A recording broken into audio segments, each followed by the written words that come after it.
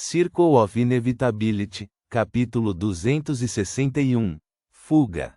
Os galhos e videiras que perseguiam Lumian rapidamente recuaram, como se respondessem a um comando invisível. Um tronco de árvore parecido com um dardo caiu, fazendo com que o resto desaparecesse no ar. Ofegante, Lumian olhou para cima enquanto corria em frente. Naquele momento, seus olhos caíram sobre a incinerada Susana Matisse, consumida pela esfera de raízes que a envolvia. Não muito longe, ele testemunhou um tronco de árvore desconhecido quebrar e sucumbir à destruição ardente. Ela está morta. Alívio inundou o ser de Lumian. Ela está morta. O fardo de sua luta se dissipou, e ele caiu no chão, não conseguindo mais se segurar.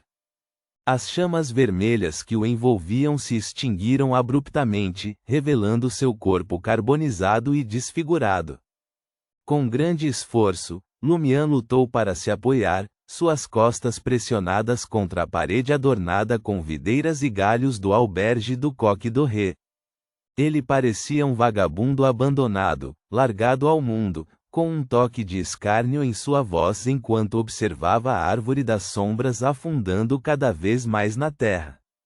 Além disso, ele testemunhou as videiras e os galhos se retraindo para o tronco principal. Os indivíduos antes suspensos se libertaram de suas amarras e desceram ao chão de alturas variadas.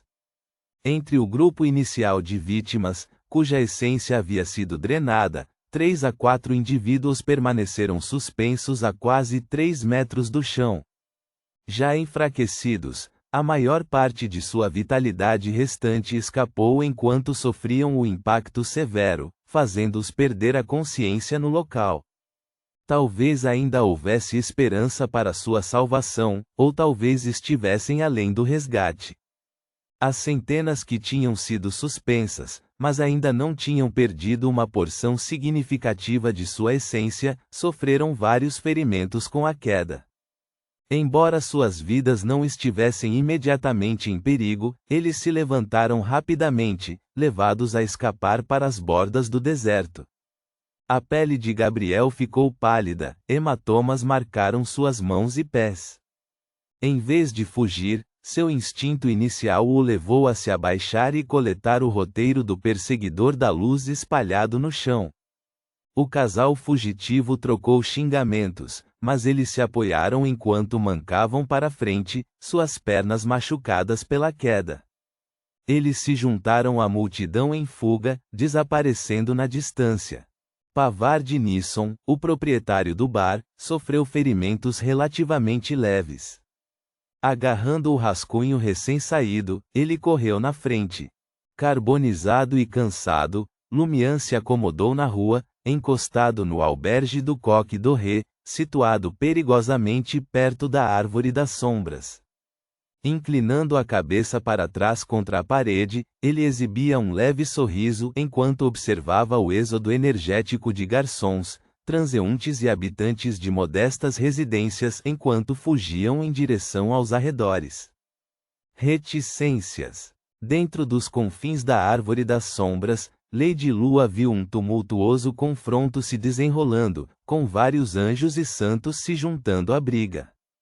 Sua facção enfrentou uma pressão crescente devido aos reforços das 2 igrejas e do Departamento 8.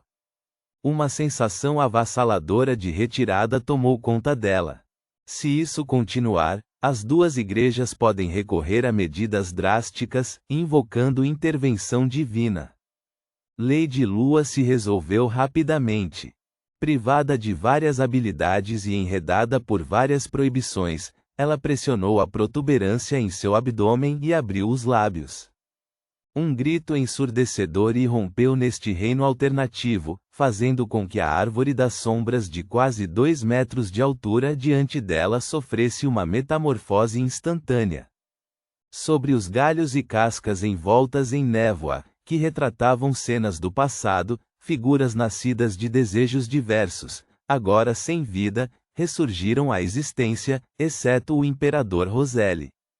Muitos eram semideuses, emergindo de suas respectivas histórias, com expressões vazias e geladas e uma aura de escuridão arrepiante.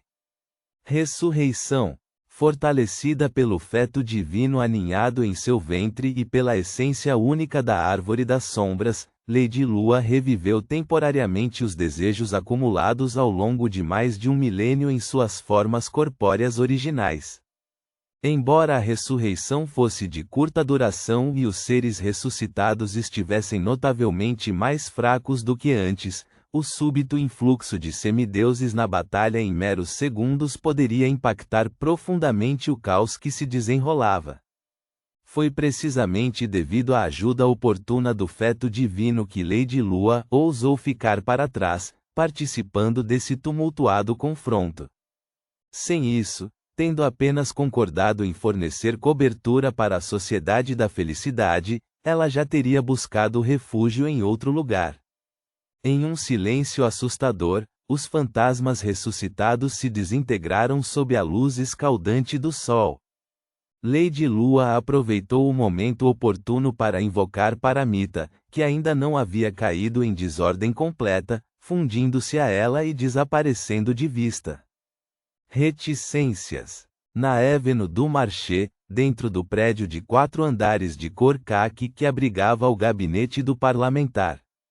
Inri, o indivíduo mestiço, absteve-se de interrogar imediatamente Jenna, uma assassina. Em vez disso, ordenou que 2 agentes do Departamento 7 cuidassem do ferimento de Jenna, estancando o sangramento abundante e aplicando bandagens. Ele transmitiu a impressão de que permitir que a culpada sucumbisse aos ferimentos prejudicaria sua capacidade de reunir pistas cruciais. Valentine, Antoine e os outros agentes observaram e interrogaram os participantes restantes do banquete, incluindo Cassandra e Rony, que pertenciam à equipe de Artois. Estrondo. Mais uma vez, o chão sob seus pés tremeu. Aqueles perto das janelas vislumbraram a Rue Anarche, Rue du Rossignol e Rue des Blouses Blanches, piscando intermitentemente com luz. Aproximando-se deles estavam clérigos vestidos com túnicas brancas enfeitadas com fios dourados, empunhando várias engenhocas. Esse desenvolvimento interrompeu o interrogatório de Inri, Valentine e os outros. Depois de um tempo, Angoulême de François entrou no salão de banquetes, vestido com um casaco adornado com botões dourados, acompanhado por uma criação mecânica humanoide branco acinzentada. Vários membros adicionais da equipe e um contingente de policiais seguiram o exemplo. Ao ouvir o relatório de Inri, Angoulême lançou um olhar para Jenna e instruiu Travis Everett: leve todos os participantes do banquete para a sede para interrogatórios separados. Deixe a assassina aqui. Nós cuidaremos do interrogatório dela.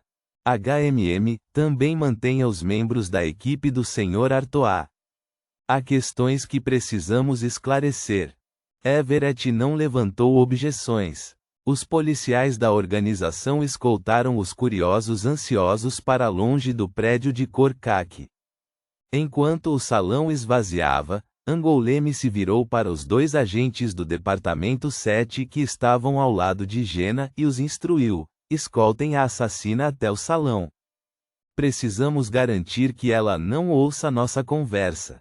Com Jenna escoltada até o salão, Angoulême se aproximou de Cassandra, Rony e os outros, falando em voz profunda: bem, há uma informação que precisamos obter. Um leve sorriso adornava seu rosto. De fato, Monsieur Artois encontrou sua morte. De acordo com a lei, sua posição está imediatamente vaga. Em outras palavras, você não faz mais parte da equipe dele. A imunidade que você já desfrutou não existe mais.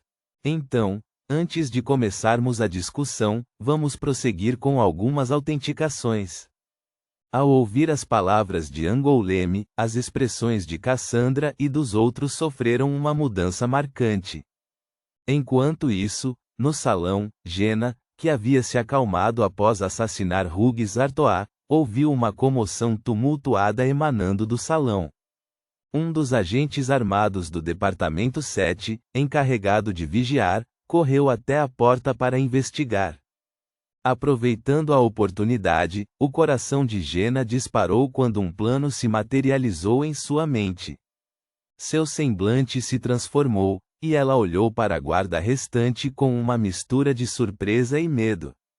Embora extensivamente treinado, o agente possuía uma compreensão além daquela de indivíduos comuns. Hoje, uma ocorrência anormal havia se desenrolado na rua Anarche, culminando no assassinato de um membro do parlamento. Relatos indicavam uma batalha envolvendo forças sobrenaturais dentro do salão. Era natural que ele se preocupasse com potenciais repercussões chegando ao salão e uma ameaça invisível espreitando atrás dele. Inconscientemente, ele pensou em dar meia volta, mas, no meio do caminho, a cautela o obrigou a permanecer vigilante. No entanto, essa provou ser a única oportunidade que Jenna precisava. Já presa pelas algemas, ela cerrou os punhos e golpeou o ombro e o pescoço do agente com força, jogando-o no chão. O revólver dele escorregou de suas mãos. Antes que o agente perto da porta pudesse reagir, Jenna posicionou as mãos no parapeito da janela, impulsionando-se para cima. Ela atravessou o vidro e desceu para o beco com a graça de uma pena. Suprimindo a dor do ferimento à bala, ela buscou refúgio nas sombras de um canto próximo e saiu rapidamente do prédio de cor caqui. Reticências. Lady Lua seguiu por diferentes direções, empregando várias habilidades até que finalmente emergiu de Paramita. Naquele momento, ela se viu no Quartier Eraste, a noroeste de Traer. Diante dela, havia um edifício magnífico adornado com campanários dourados. Lady Lua examinou cautelosamente os arredores e discretamente soltou um suspiro de alívio. Se a intrusão mais profunda da Árvore das Sombras em Traer da Quarta Época tivesse servido aos interesses da Grande Mãe, ela não teria se juntado à missão da Sociedade da Felicidade. Ela não tinha desejo de se revelar.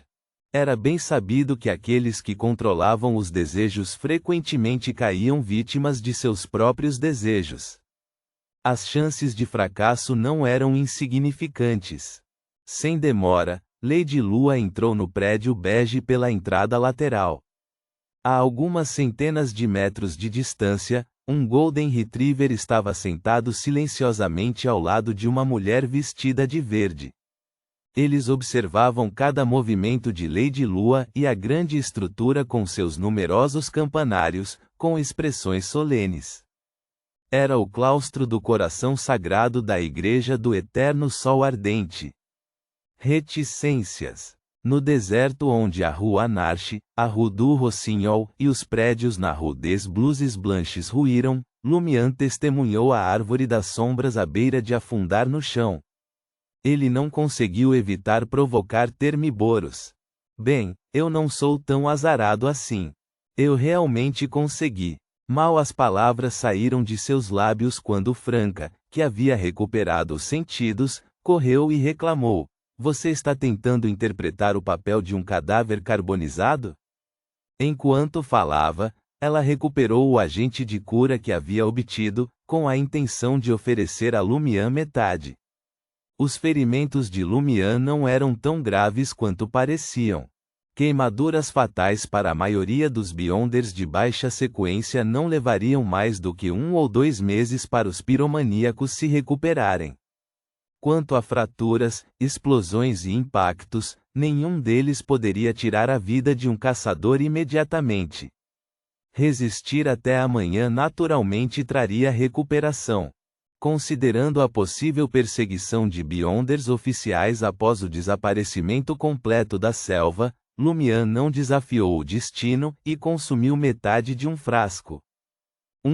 Logo, ele sentiu seu corpo se regenerando rapidamente. Neste momento, a selva oscilava à beira do colapso. As ruas haviam retornado às suas posições originais, e muitas pessoas já tinham corrido para dentro. Franca examinou os arredores e falou rapidamente: Você ainda consegue se mover? Precisamos deixar este lugar rapidamente. Tudo bem. Lumian se levantou. Ele deu alguns passos para o lado, com a intenção de recuperar o tronco carbonizado que fazia parte da árvore das sombras antes de partir. Assim que Lumian agarrou o tronco, algo chamou sua atenção. Dentro da depressão deixada pela submersão da árvore das sombras, uma criatura nebulosa e translúcida passou rapidamente. As pupilas de Lumian dilataram, lutando para acreditar no que havia testemunhado. Ele ansiava por uma visão mais clara. Era uma figura diáfana e indistinta, parecida com um lagarto. Ela tinha uma semelhança incrível com o elfo que ele havia encontrado em seu sonho. Era a mesma criatura que havia saído da boca de Aurore. Nota: 1. Estava de boa traduzindo esse cap e um leitor veio me perguntar por que caralhos tem deserto e selva ao mesmo tempo. Tradução tá errada? Então decidi meter a pica, selva, natureza igual a consequências da árvore das sombras, usada no ritual, deserto igual a paramita, invocada por Lady Lua. Ponto.